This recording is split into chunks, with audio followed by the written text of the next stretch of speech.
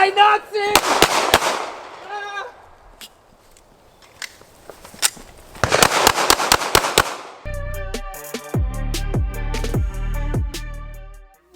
What is going on, ladies and gentlemen? Today we have the Olight PL Mini 2 Valkyrie. Whatever the model number is, that's the light we're going to take a look at.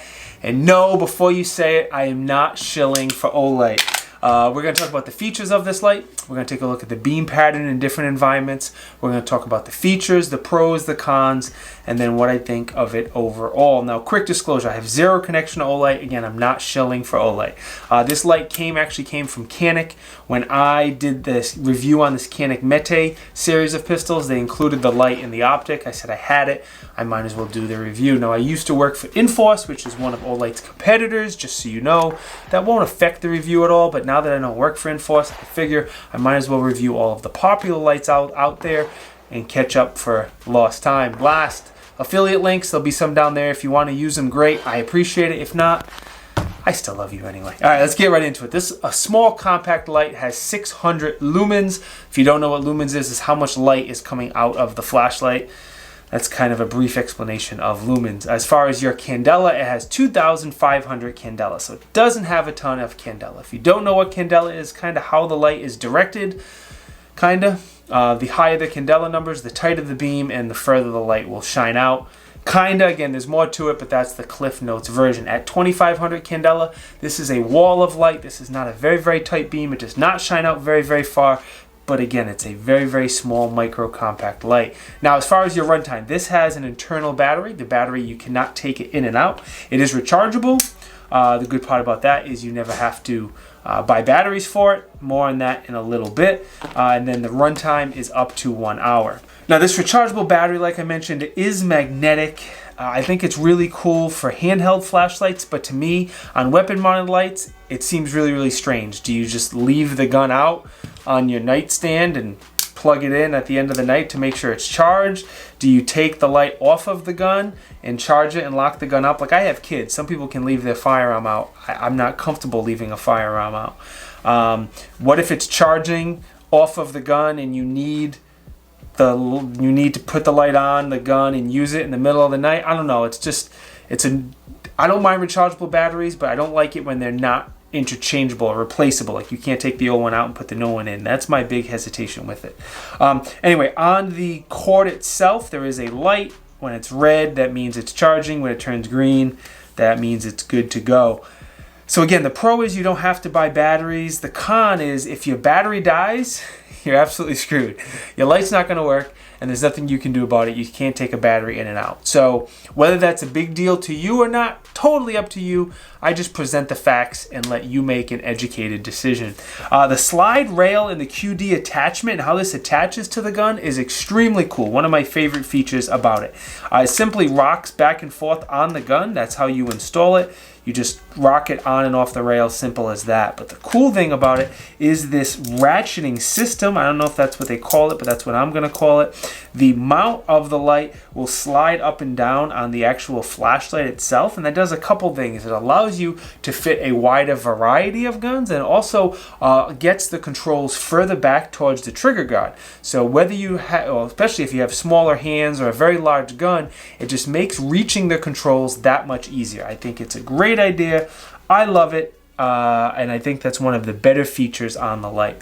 As far as your controls, it's super basic, it's super easy. I like the controls on this one much better than some of the other Olights out there. You give it a quick press, the light stays on. You hold it for more than half of a second, it's momentary. It only stays on for as long as you hold it, and that's it. Very simple, easy to use. Again, one of the better things that I like on this light. As far as your insert here, on the top, it comes with a 1913 inset installed, and you can also get a Glock insert as well. Swap them out if you need to. Pretty standard like most lights. A couple quick facts before we look at the beam pattern. Here is the dimensions and the price. These things go on sale very, very often for a very, very aggressive amount of money. If you follow Olight, you know what I mean. 20, 30, 40, 50% off sometimes. They run some crazy, crazy sales. One of the reasons they can run those crazy sales, these are made in China. So if that bothers you, if that's not your cup of tea, no big deal. There are other lights out there that are made in the States, like Surefire, you'll have to spend 2 or 3 times more, but there are other options out there.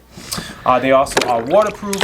You can go 1 meter down to 30 minutes. They're also available in, right now anyway, black, FDE, and an OD green, which is important because your light should always match your socks and your firearm, and you got to make sure you're matchy-matchy for Instagram.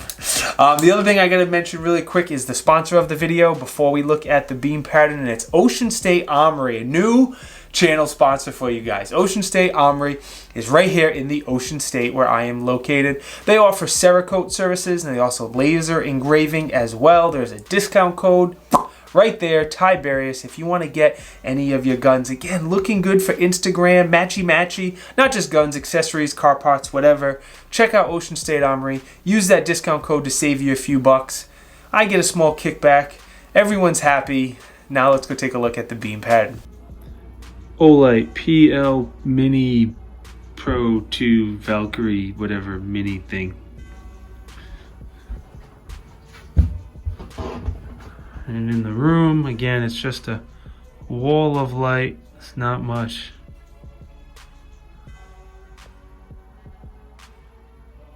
Off the ceiling.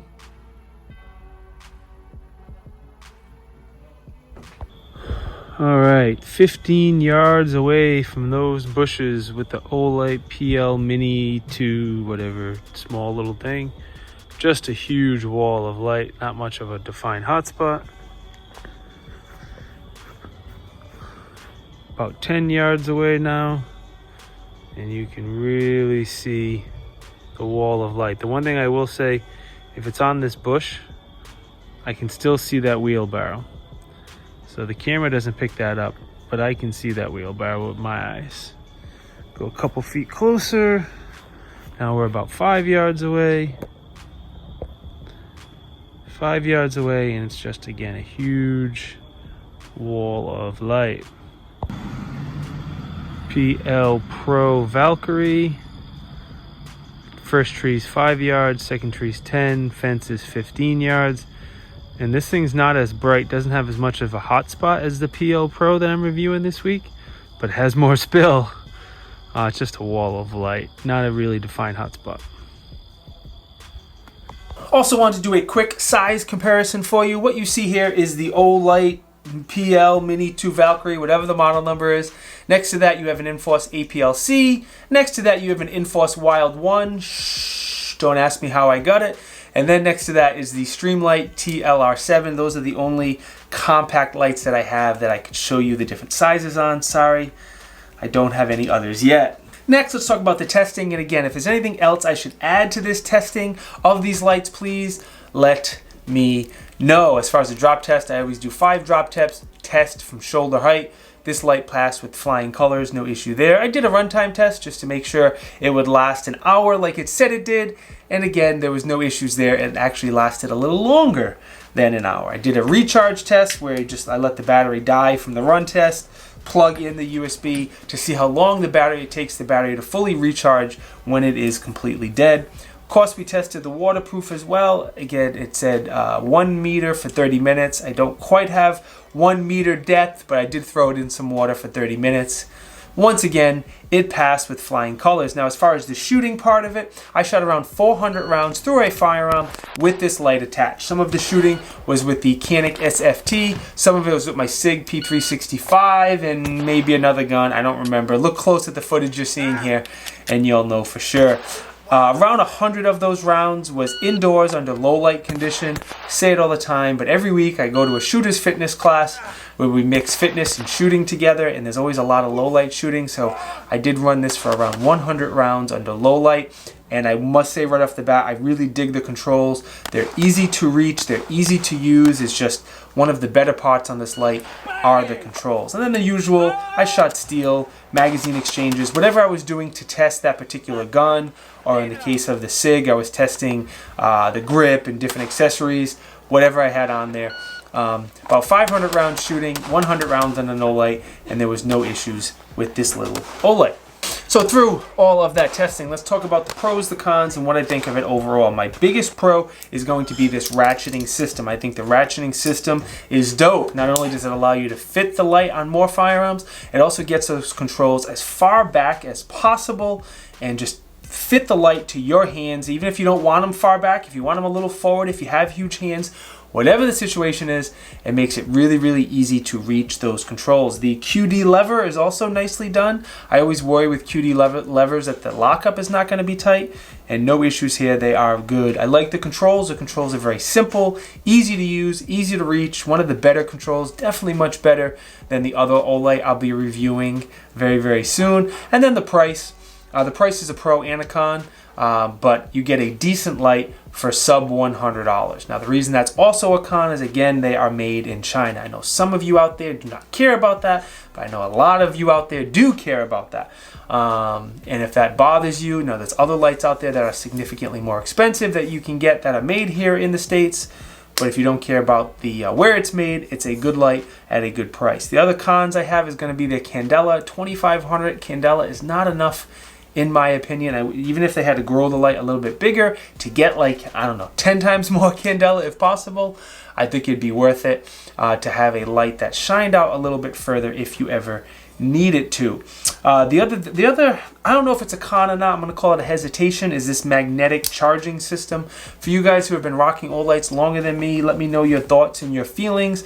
But again, I like to be able to just throw a battery in if my battery dies. This battery dies, you're done. Your weapon mount light is down. Maybe if you carry a separate flashlight like I do, it's not as big of a deal. But again, how am I going to charge this? Am I going to take it off the gun? Is this my bedside gun? Do I have a separate gun for bedside gun? Do I leave the gun and the light out near my bedside? It's going to depend on you and your situation. That's something you need to think about and decide. Again, I just like throwing the ideas and the facts out there for you to make an educated decision. Overall, I think they make pretty good lights. I'll tell you a quick story. A couple weeks ago, I was at the Iraq Veteran 8888 shoot, and I was around 4 really big gun tube channels. I mean, huge. I didn't belong in this group. And somebody else came over and asked them about Olight, and they all said, we don't like that it's made in China. None of them carry Olights as far as their EDC or their home defense. They said, but they very rarely have issues with their lights. One person said 0 issues, the other person said 0, the other person said 1. So these are people who have dozens of Olights over many, many years, and they're speaking off the record. I'm not going to tell you who they were, and they all said, look, it's very rare you have a problem with it. So take everything I said, figure it out if it's right for you, and then if it is, there's affiliate links down in the video description. If not, no big deal. I completely understand. Let me give you a quick caution with any light. If you're going to put a light on the gun, I highly recommend you get some training. There's techniques and skills you need to properly use a weapon-mounted or a handheld light in the dark to defend yourself. I'm not going to teach you those techniques, but I highly recommend you get out at least once a year if you can afford it and take some good quality training from a good quality instructor. Just my suggestion. Let me thank the new sponsor of the channel, Ocean State Armory. Again, they have custom firearms and laser engraving and Cerakoting and a bunch of cool stuff. I cannot put a link to their website down in the video description because YouTube hates freedom. What you're going to have to do is go to Google, type in Ocean State Armory, and the website will come right up. And if you do purchase anything from them, make sure you use the code Tiberious. Save you a few bucks, make me a few bucks, they get a sale, and everybody is happy. Let me thank the other companies who support me with affiliate links. The link or the coupon code for all of them are also down in the video description if you want to pick anything up. I also need to thank my Patreon supporters. They supply a lot of the ammo to this channel. If you want to check out my Patreon, you know where the link is. What else do I have to say? Social media. I'm on 2 social media networks. I'm on Instagram and Facebook. If you want to know what I'm reviewing right now in real time before it comes out, you can follow me on those 2 and kind of Paula, but really just Instagram and Facebook. More important than anything else, let me thank you guys for watching. Every time you guys like a video, subscribe, comment, enable the bell notifications, watch anything time you guys do any of those things on my channel, truly, truly helps me out, and I truly, truly appreciate it. I'll see you guys next time. Peace.